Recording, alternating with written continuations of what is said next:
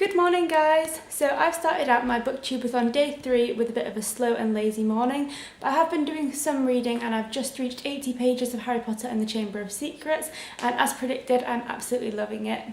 It's really similar to the film so far, which is great because obviously I absolutely love the film. It's my favourite one in the series, so the fact that they're similar only means that I'm going to enjoy it. But the book is definitely more detailed than the film, so far we've gotten a lot more detail I think about the Weasleys and their house, and also a bit more detail about Draco and his relationship with his dad, which we don't really get at all in the film, so I'm finding that super interesting. But it's about mid-morning now, so I need to take Ruby out for a walk before getting on with some more reading later on.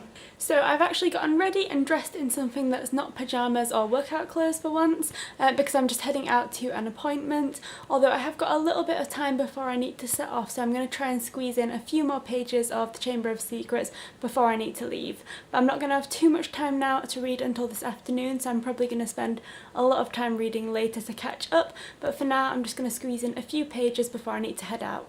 So I've just gotten back from my appointment and I managed to get a decent bit of Harry Potter and the Chamber of Secrets read on the way to and from the appointment. I'm now at about 125 pages in and I'm really enjoying it. I'm definitely finding Gilderoy Lockhart's bits really funny because he's definitely in the book more than he is the film. But I'm now actually just heading out to go for a quick workout, and then I'm thinking when I come back I'm going to be pretty busy because I've still got to do the video challenge for the day, finish off Harry Potter and the Chamber of Secrets and watch the talented Mr. Ripley movie adaptation, so I'm going to have a busy evening ahead. So we've just gone back from a quick HIIT workout and now I'm going to try out the video challenge for today, which is to play book dominoes. So I've got a big pile of books beside me and I'm going to try and make a cool design into some book dominoes.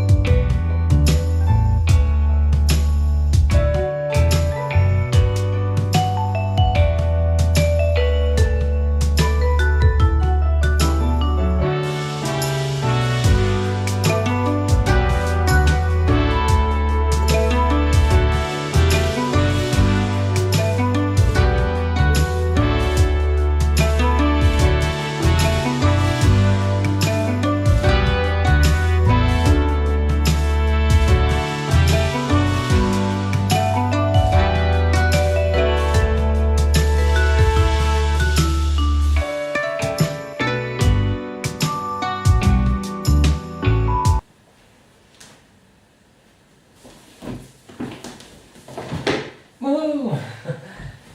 Good job, you got that in there. Yay! So that actually worked, which is the first video challenge I've done this week that's actually gone well.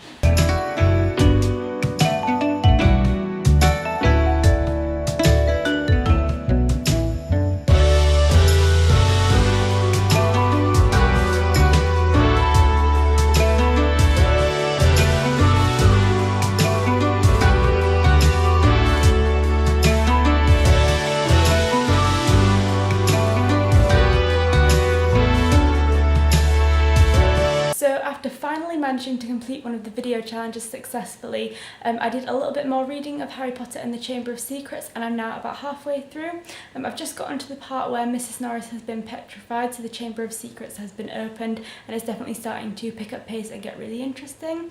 I'm really enjoying the book so far. I don't really know what else to say about it other than it's Harry Potter, so obviously it's going to be great. But I'm going to leave reading there for a little while now because it's about 6:30 in the evening, so I'm planning on grabbing some popcorn and probably making a cup of tea, and then we're going to sit down and watch the talented Mr. Ripley movie to meet the book to movie adaptation challenge, and then I'll do some more reading later on in the evening after we've watched the film. So I just finished up watching the movie adaptation of The Talented Mr. Ripley, and I'm so glad that I picked that as my book to movie adaptation challenge because the film is so good. I have seen it before, but it's been a little while since I last watched it, so it was really good to see it again. And although there are definitely some changes between the book and the film, and they kind of like add some random stuff in and leave a few things out, it is a really good adaptation. I think the cast is perfect, especially Matt Damon as Tom Ripley. He does a great job, and I think most importantly, even though there's changes, it definitely keeps that like thrillery vibe that the book gives off, which I think is great because that was the best thing about the book as well. So now that I've finished that, I need to get on with reading Harry Potter if I want to finish it this evening. So I'm going to sit down probably with a cup of tea and finish off the Chamber of Secrets. So it's about 11:30 in the evening and I finally just finished up reading Harry Potter and the Chamber of Secrets. So I ended up finishing this book a lot later than I actually anticipated because, like yesterday, I kind of made the mistake of leaving a little bit too much of my reading until the late evening time, so my reading pace was just way slower than it normally would have been. Although because I have been busy throughout the day today, I didn't have all that much choice about it because I just didn't have as much time for reading earlier in the day. But I did finish it in the end, and that's what counts. And tomorrow I'm definitely going to try and do a lot more reading earlier in the day because I don't have as much on tomorrow, so I should be able to squeeze a lot more reading in the morning so I don't end up falling asleep into my book at 11 o'clock at night again like I'd ended up doing today. So at the end of Harry Potter and the Chamber of Secrets, I can say that I absolutely loved it. Just like The Philosopher's Stone, I'd give both books a 5-star review. I just thought they were both so brilliant and very similar to the films, which I absolutely love. I'd say I probably preferred The Chamber of Secrets just a little bit to The Philosopher's Stone, but I did absolutely love both books. And I'd say the main difference between the books and the films for me is just the fact that you're getting a lot more fleshing out of like side characters in the books, like Ginny, Malfoy and Lockhart. I feel like just get a lot more page time than they do screen time, so they're a lot more fleshed out, which is just really interesting to me, and I definitely think just builds up the story and makes it even more interesting, so I absolutely loved that. And that's got me even more excited now to read The Prisoner of Azkaban, which I'm going to be bringing on holiday with me next week, so I'm really excited to read that now as well. So the next book that I'm planning to pick up for the BOOKTUBEATHON is The Picture of Dorian Gray by Oscar Wilde, which I'm going to be reading for the Book with a Beautiful Spine challenge. I'm definitely going to be picking that up in the morning though because I'm much too tired to do any more reading this evening. So that means at the end of BOOKTUBEATHON day 3 I managed to finish off another full book, which means I'm at 3 books in 3 days, which I'm super happy about. For the rest of today I managed to read a total of 360 pages, which brings up my total page count now to 1009 pages for the whole BOOKTUBEATHON. So that's it for my BOOKTUBEATHON day 3 vlog, and I'll see you tomorrow for the next one for BOOKTUBEATHON day 4. Thanks for watching.